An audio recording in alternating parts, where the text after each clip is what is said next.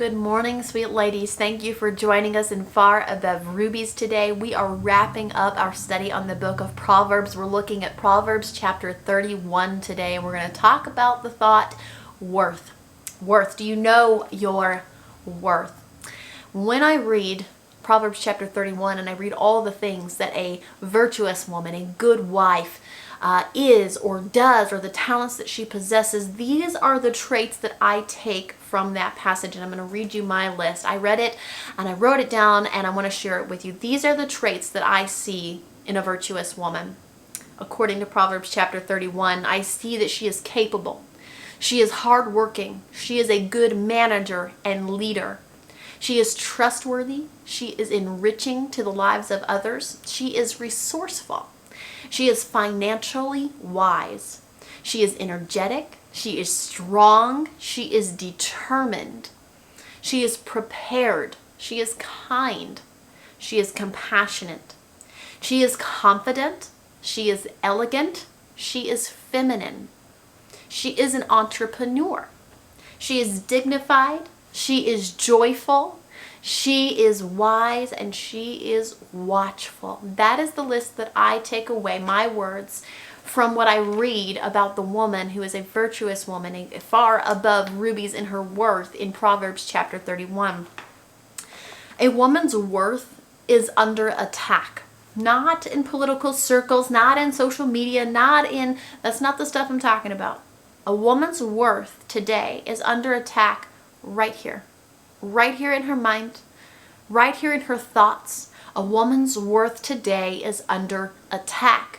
Women who are not in church and do not serve the Lord, women who are in church and who do serve the Lord, women who serve in ministry, women who have known the Lord for their entire lives, women who have known the Lord for 5 minutes or 5 years or 5 seconds. A woman's worth today is under attack. Does the list that I read you, all of those attributes of a virtuous woman, does that woman sound like a woman who doesn't know her worth? Do you think she accomplishes all of those things without knowing her worth, her value?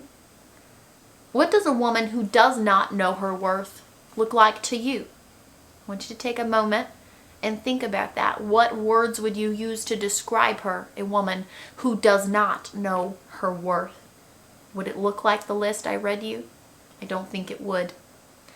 If the enemy can keep us focused on a false concept that we are valueless, that we are useless, that we are unlovable, that we are untalented and unworthy of God and unworthy of love, unworthy of respect and dignity, then he can prevent us from being a virtuous woman whose worth is far above rubies, who is the list of attributes that I read to you a moment ago. He can stop us from becoming that woman if he can convince us that we have no worth.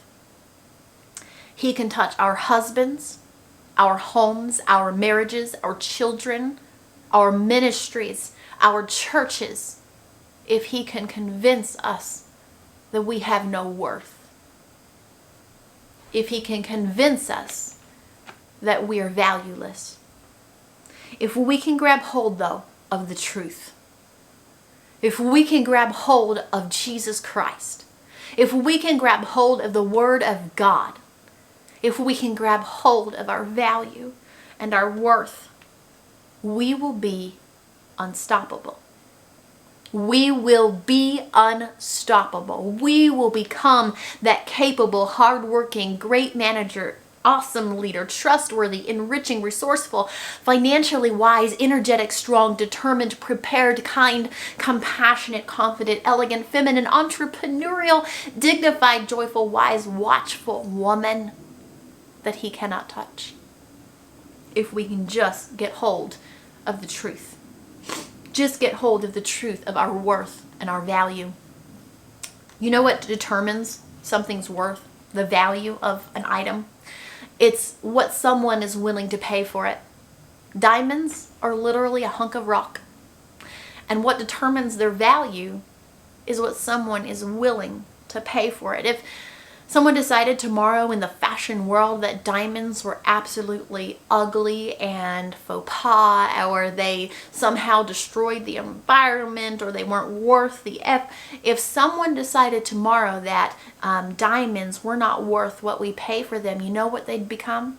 Just another hunk of rock. They would be as useless as the rock that sits in my front yard, because no one would be willing to pay a price for them. What determines worth, what determines value, is what someone is willing to pay for that thing. So let's find out what your worth is. 1 Corinthians chapter 6 verse 20 tells us, "For God bought you with a price." Do you know what that price is? John 3:16 says, "For God so loved the world that he gave his only Son for you." Romans chapter 5 verse 8 says that while we were yet sinners, while we were yet in the middle of our hot mess, while we were still dirty and broken and messy, Christ died for us, for you. Galatians chapter 3 verse 13 says, "Christ paid the price to free us." He paid the price with his life. He climbed Calvary. He hung on a cross. He was beaten. He was beaten and tormented. And he did it all willingly for you and I, to pay the price. And that, my friend, is what determines my worth. It's what determines your worth. So the next time the enemy tries to bring your worth under attack, tries to convince you that you are useless or valueless, that you are unworthy or unlovable, you just remind him of the price that was paid for your soul. Because it's the price paid that determines worth. If no one has told you lately,